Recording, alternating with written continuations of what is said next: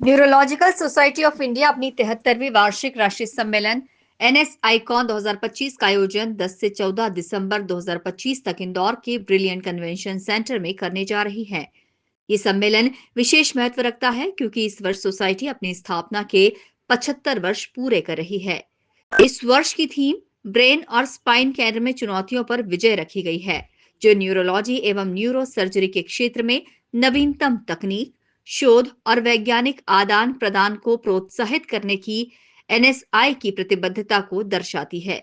सम्मेलन का आयोजन न्यूरोलॉजिकल सोसाइटी ऑफ इंदौर द्वारा किया जा रहा है, जिसमें शहर के सभी न्यूरोलॉजिस्ट एवं न्यूरो सर्जन सम्मिलित हैं।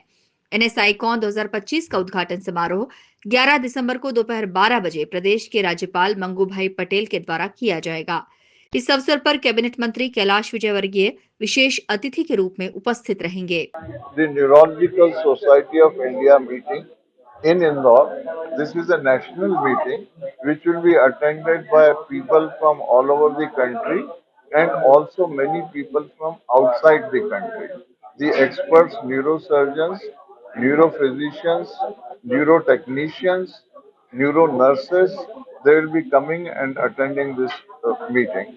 An important aspect also is going to be neuro rehabilitation, which also is an important aspect of the treatment these days.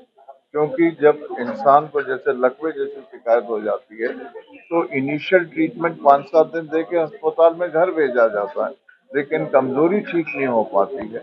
उसके लिए न्यूरो रिहेबिलिटेशन मतलब उनको ठीक से फिजियोथेरेपी करा के, एक्सरसाइजेस करा के, आजकल मॉडर्न चीजें और जो चीजें इवन आजकल आपने पेपरों में पढ़ा भी होगा, सुना भी होगा कि म्यूजिक थेरेपी, इन चीजों का भी काफी महत्व रहता है जो मदद करती है इन चीजों के ठीक होने में।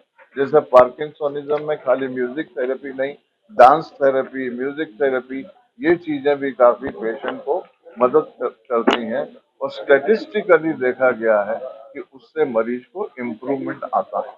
एनएसआई का 2025 न केवल चिकित्सा जगत के लिए ही बल्कि जनहित एवं चिकित्सकीय शिक्षा के लिए भी एक महत्वपूर्ण मंच के रूप में इंदौर को राष्ट्रीय और अंतर्राष्ट्रीय पहचान दिलाने जा रहा है। Bureau report, INN news, Indore.